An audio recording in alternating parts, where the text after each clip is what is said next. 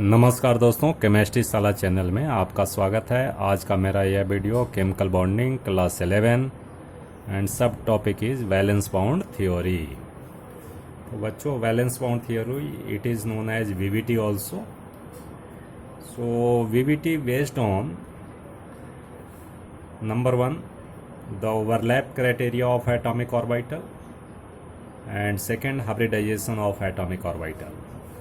सो friends, हमें ये जानना है कि कॉन्सेप्ट ऑफ बॉन्डिंग, ये बॉन्ड फॉर्मेशन का कॉन्सेप्ट क्या है and mainly covalent bond, right.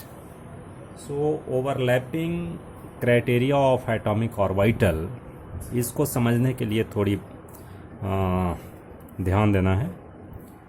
जैसे मान लीजिए एज फॉर एग्जांपल कि suppose there is bonding between hydrogen and hydrogen. ठीक है बच्चों, तो हाइड्रोजन में होता क्या है भाई, हाइड्रोजन में एक प्रोटॉन है और एक इलेक्ट्रॉन है। ठीक है, अब हम इसको समझते हैं ठीक से। प्रोटॉन में क्या होता है भाई, पॉजिटिव चार्ज होता है, इलेक्ट्रॉन में क्या होता है, नेगेटिव चार्ज होता है, राइट। अगर मान लीजिए कि 2 हाइड्रोजन एटम आपके पास हैं, suppose 2 hydrogen atoms are there. बहुत ठीक से समझो बच्चों, ठीक है। ये 2 हाइड्रोजन एटम और इसमें क्या है भाई, तो एक प्रोटॉन है एंड सेकंड क्या है भाई, इलेक्ट्रॉन है। क्या है, electron. This is electron means negative. इसमें भी क्या है जी, इलेक्ट्रॉन है एक, और क्या है, प्रोटॉन है। ठीक है बच्चों। अब this is hydrogen number 1 and this is hydrogen number 2। अब देखो बच्चों, यहाँ क्या है, अगर मान लो कि if this 2 hydrogen atom come closer, तो इसमें किस तरह का फोर्स होगा, किस तरह का फोर्स होगा, अट्रैक्टिव होगा, रिपल्सिव होगा। तो सबसे पहले तो समझना है कि हाइड्रोजन नंबर 1 का प्रोटॉन, हाइड्रोजन नंबर 1 का प्रोटॉन और हाइड्रोजन नंबर 2 का प्रोटॉन, तो ये दोनों के बीच फोर्स ऑफ रिपल्सन होगा, रिपल्सन फोर्स होगा। हाइड्रोजन नंबर 1 का इलेक्ट्रॉन एंड हाइड्रोजन नंबर 2 का इलेक्ट्रॉन, यहाँ भी रिपल्सन होगा बच्चों, ठीक है कि नहीं। लेकिन हाइड्रोजन नंबर 1 का प्रोटॉन एंड सेकेंड का electron, there is force of attraction.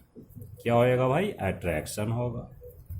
And similarly electron of first hydrogen and proton of second hydrogen, there is force of attraction, right.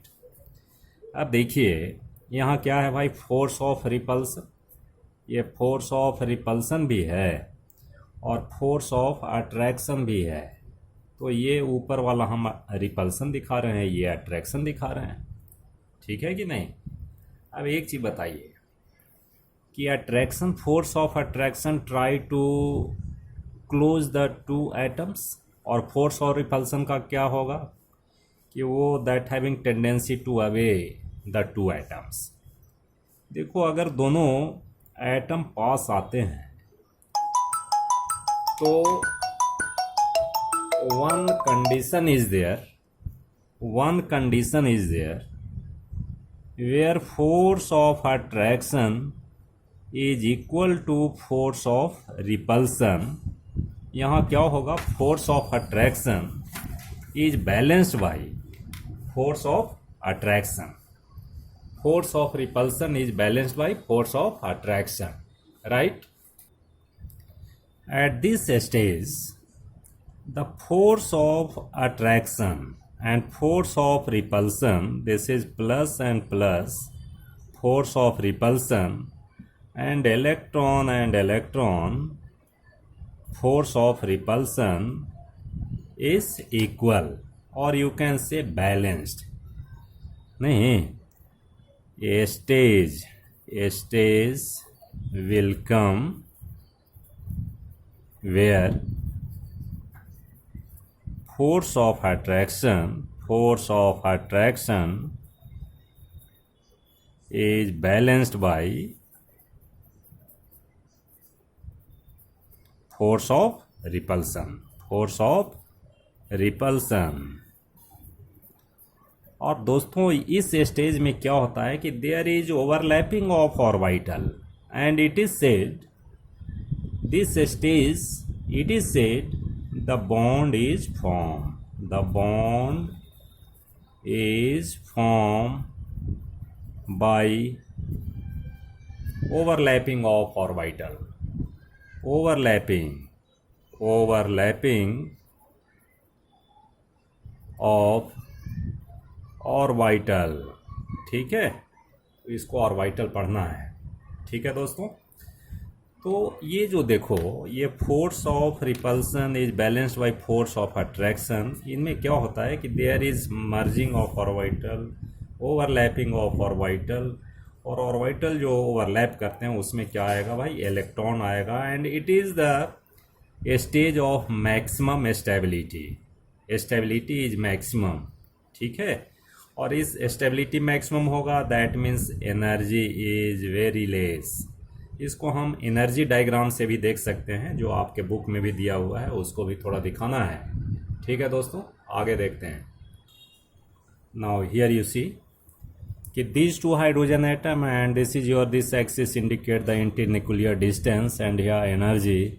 ये दोनों हाइड्रोजन अभी पास पास आ रहे हैं। Force of attraction, force of repulsion जो भी है, यहाँ भी force of attraction, force of repulsion is there and energy is decreasing. In bond formation energy decreases, तो ये देखो एनर्जी डिक्रीज हो रहा है।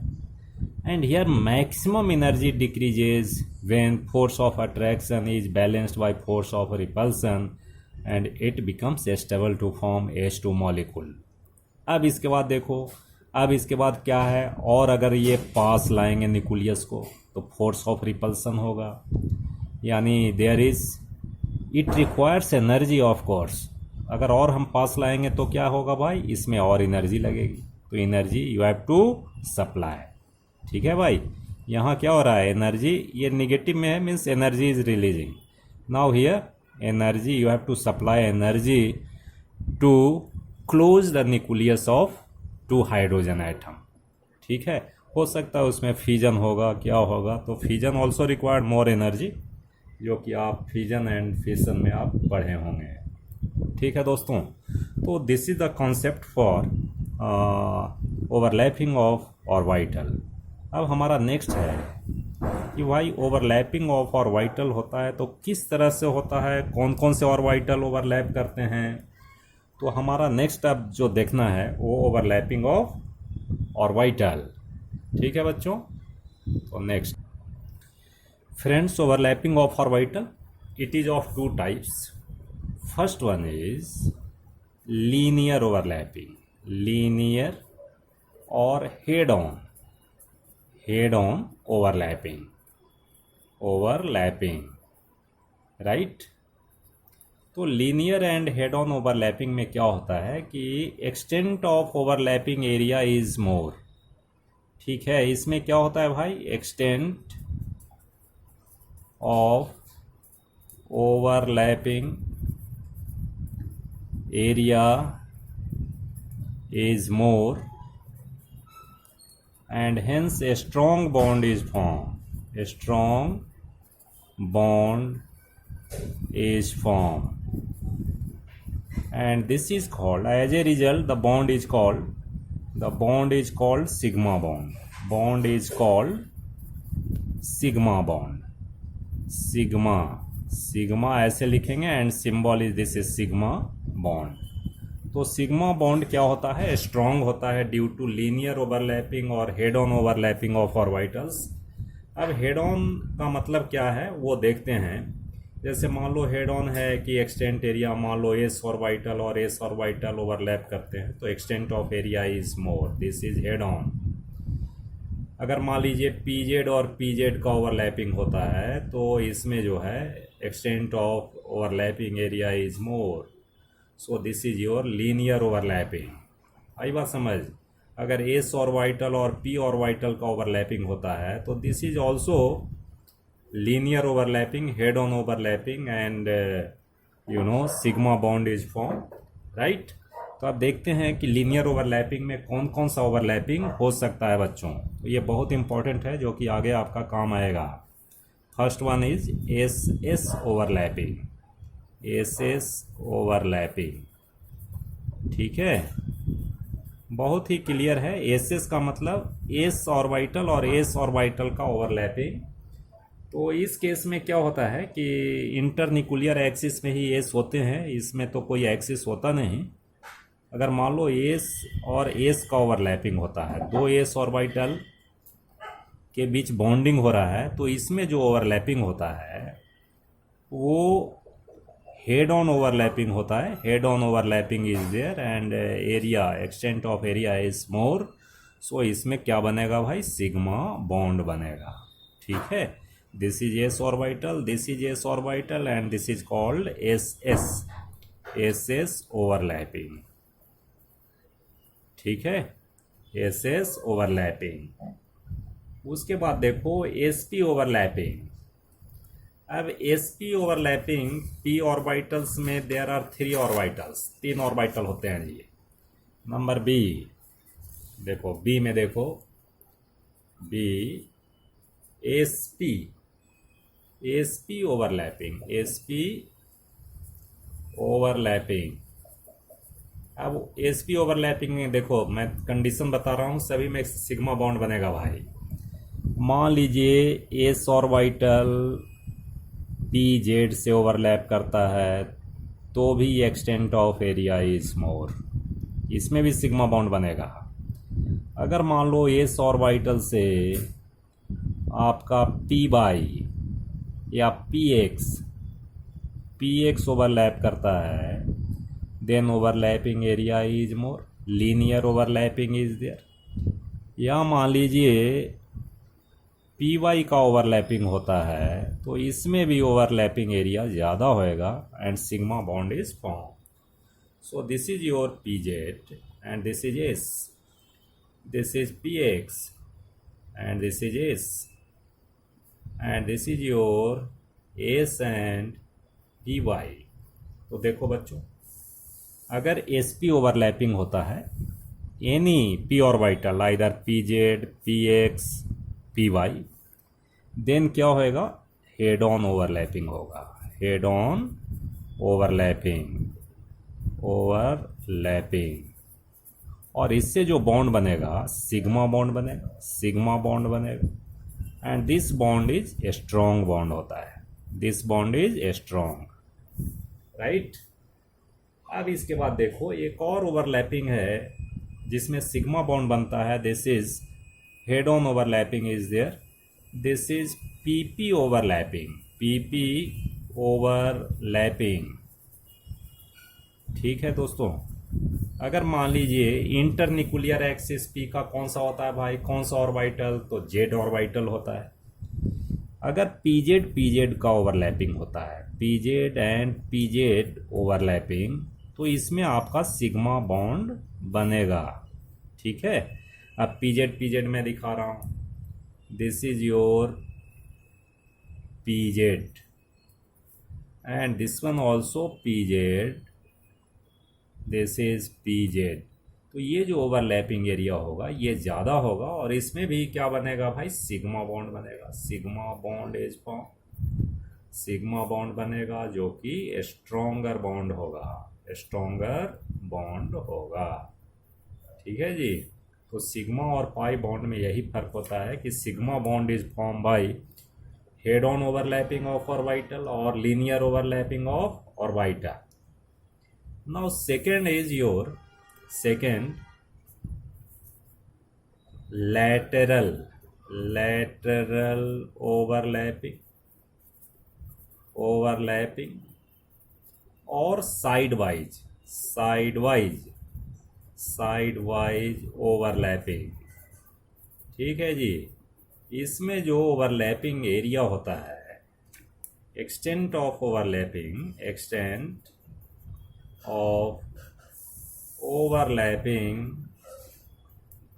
एरिया इज ए स्मॉल, छोटा होता है, ठीक है। So weak bond is form, bond is formed and this is called pi bond. क्या इसका नाम देंगे?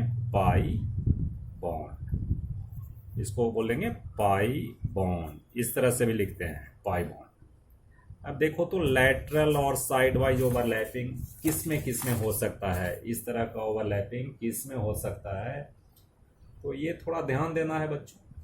अब देखिए, जैसे मान लीजिए कि नंबर 1, अगर मान लो पी एक्स का ओवरलैपिंग होता है जी, पी एक्स ओवरलैपिंग, ठीक है। तो इनका एक्सिस जो होता है इंटरन्यूक्लियर एक्सिस नहीं होता बच्चों। इनका जो एक्सिस होता है, जैसे पी एक्स है तो ये एक पी एक्स हो गया, ये पी एक्स, और ये दूसरे पी एक्स का ओवरलैपिंग हो रहा है। तो ओवरलैपिंग कैसा होगा? देखो, ये जो ओवरलैपिंग होगा इस तरह से ओवरलैपिंग होगा जी। ये साइड वाइज ओवरलैपिंग है। This extent of area, this area is very small and इसमें हम जो बॉन्ड बनता है, बॉन्ड जो बनेगा वो पाई बॉन्ड बनेगा। पाई बॉन्ड बनेगा, पाई बॉन्ड। तो पाई बॉन्ड जो होता है वीकर बॉन्ड होता है। किससे वीक होता है जी? सिग्मा बॉन्ड से ये वीक होता है। उसके बाद नंबर 2 देखो, अगर मान लो पी वाई ओवरलैपिंग होता है भाई, पी वाई ओवरलैपिंग, तो इससे कैसा बनेगा, किस तरह का बॉन्ड बनेगा?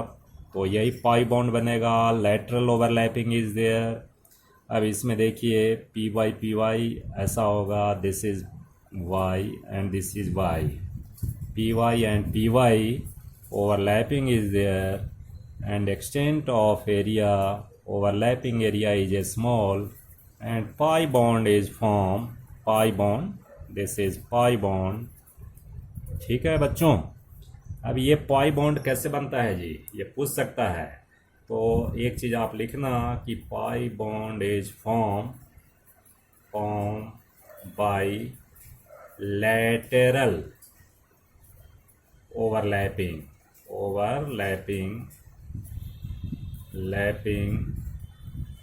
of orbitals।